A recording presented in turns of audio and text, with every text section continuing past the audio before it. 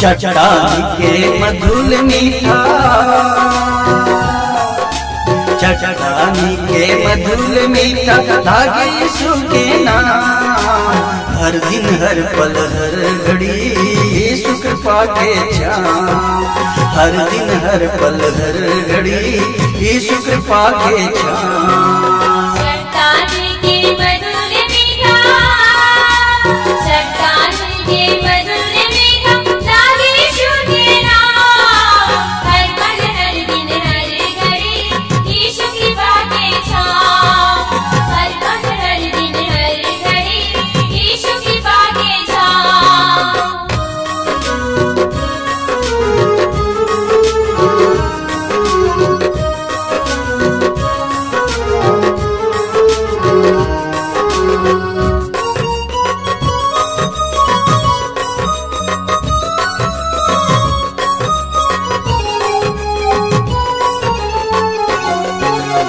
जग के खींच निकाले दे स्वर्ग स्थान, प्रभु जी दे स्वर्ग स्थान।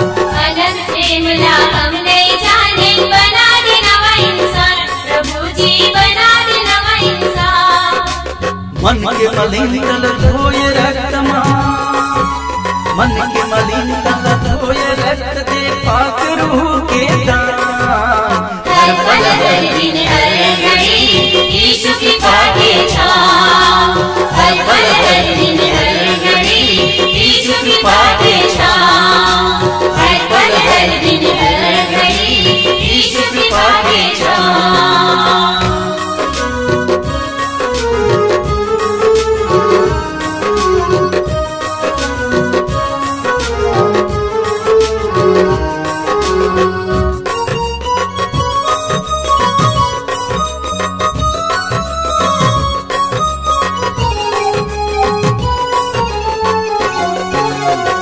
के नाम मोल बना दे, निस दिन जलत रहो, प्रभु जी निस दिन जलत रहो।